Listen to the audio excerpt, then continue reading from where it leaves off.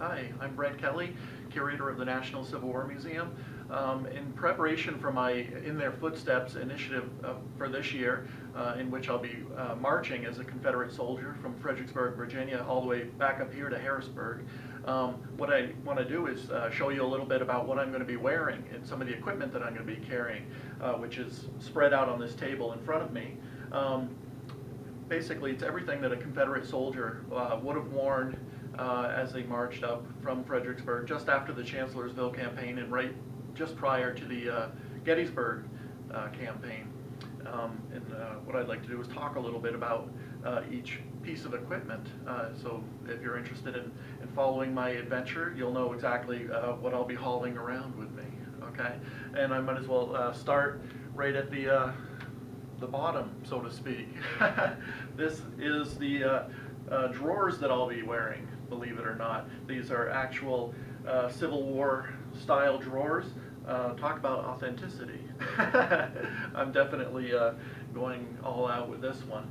These are pretty breathable material. They've got some nice fleecy material on the inside, so hopefully we'll be able to keep the chafing to a minimum. The socks that I'm going to be wearing are wool socks, nice thick wool socks. I'll be stopping every hour or so along the march to take my shoes off and let my feet breathe a little bit, and hopefully these socks will help me avoid too many blisters right off the bat.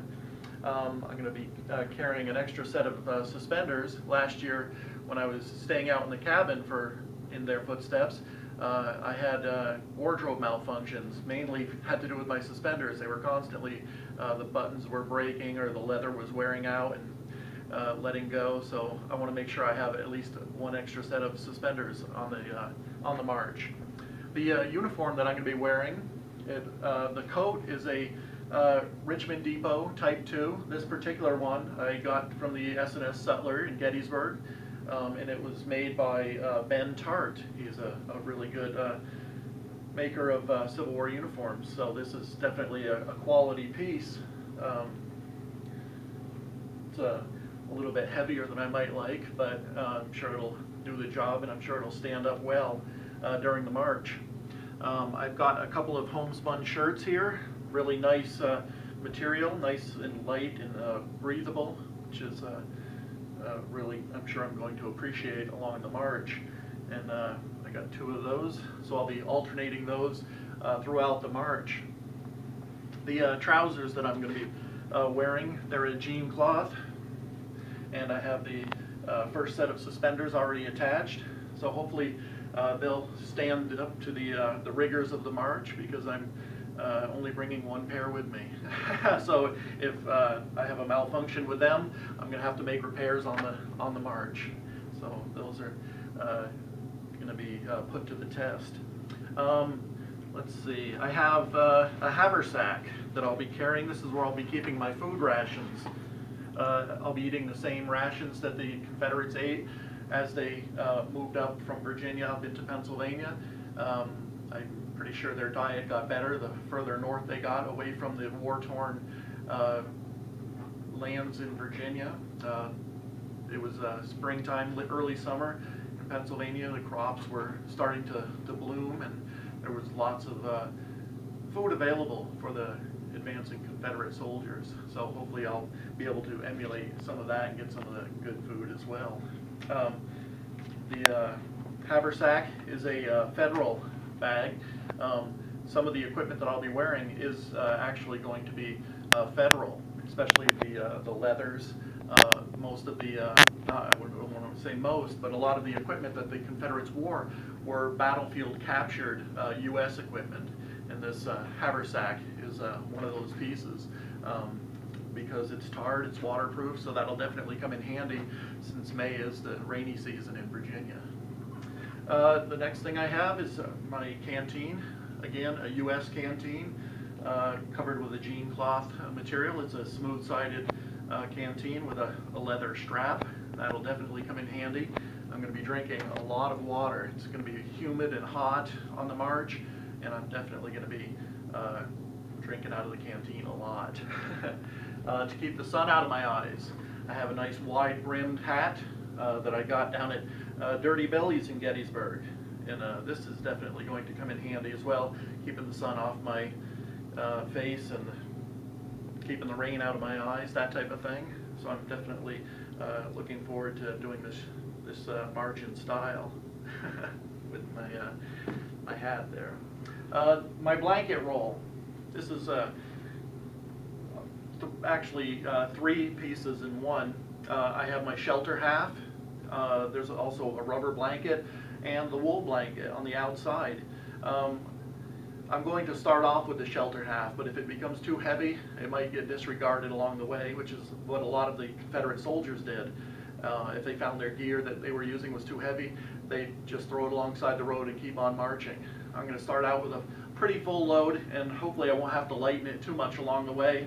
But the blanket roll is basically just going to go right over my shoulders like this, and I'll roll up my shirts and some of my socks and other pieces in here as well, and hopefully it'll make a nice substitute for a backpack.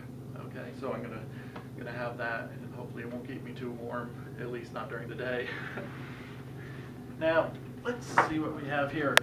My shoes. I'm going to be wearing your standard Brogan style boots. These are actually called Jefferson booties, and they would have been used in both the Confederate Army and the Northern armies as well. I've worn these for quite a few miles so far, and they've been pretty kind to my feet, so hopefully they'll keep up that tradition and not give me too many blisters on the long marches.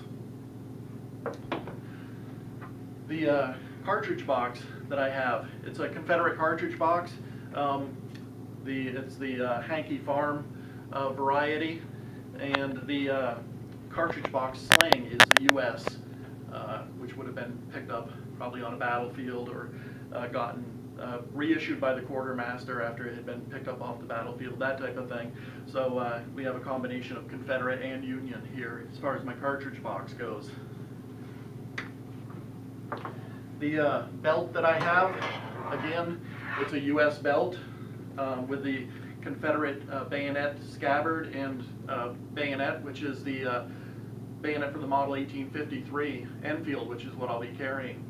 The cap box is a Confederate cap box, and I have also the Confederate belt plate that would have been used by the Army of Northern Virginia.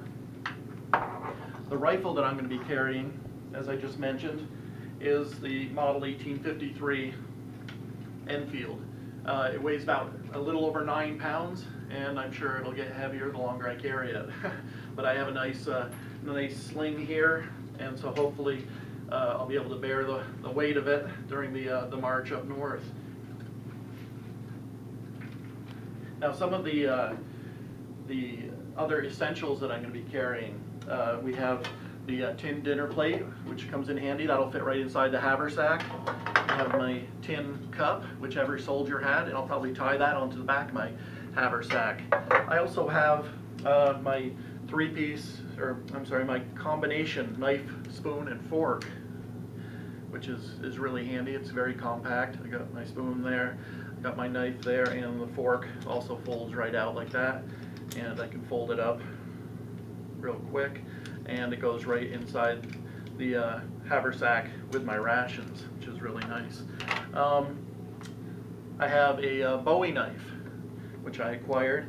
A lot of Confederates carried these large knives.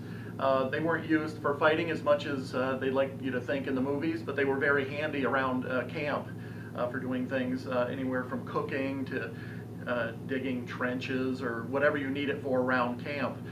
This is a Bowie knife made of Damascus steel, so it's a really nice blade, very sturdy, so it should be able to take some abuse along the road that I'm going to be marching on. The scabbard, it's a basic leather scabbard. Whether it's exactly authentic to the period, it's hard to say, but it'll suit me for my purposes.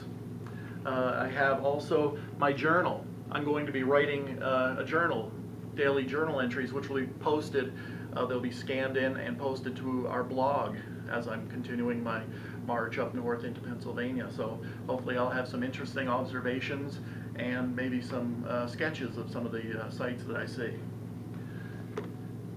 I have my housewife, which is also known as a sewing kit. If last year was any indication on how many buttons I'm going to be losing, I'll definitely keep my sewing skills up to date with this. It has extra needles, thread, extra cloth for making any repairs, holes, things of that sort. All the basics that you would need to keep your uniform maintained are in here, so that's definitely going to come in handy. I have a pair of spectacles. These are going to come in handy if I want to do any reading along the way.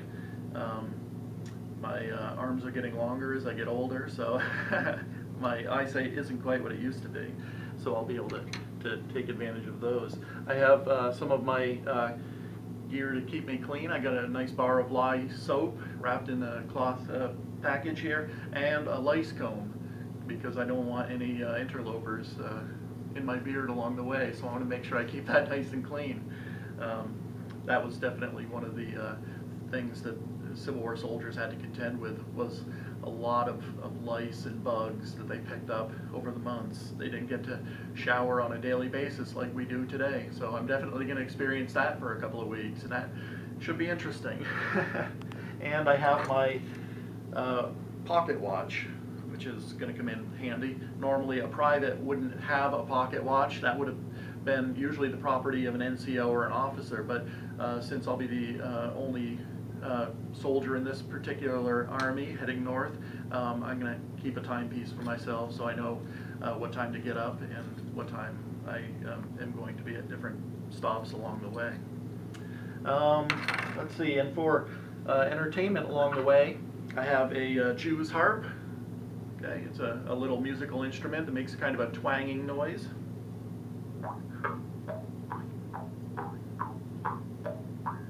So that should keep me entertained for a few minutes every now and again. And also, I have a harmonica.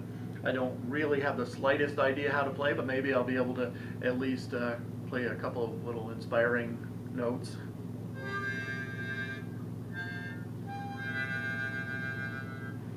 Not bad.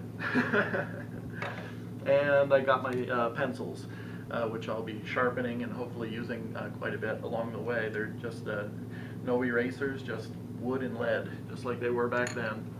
So that's pretty much everything that I'm going to be carrying on me. I'll also be carrying food rations. My intern Mike will be issuing me out food rations every second or third day, just like the soldiers back during the Civil War were issued their rations every few days to continue on marching, so that they didn't have to stop every single day. Mark will be driving the museum van, and he'll be checking in on me every couple of hours to make sure everything is good to go. I'm not going to be riding in the van or using the van, other than it's basically my supply commissary, quartermaster, basically, so I am able to access everything that the soldiers who made the march with the Army were able to access.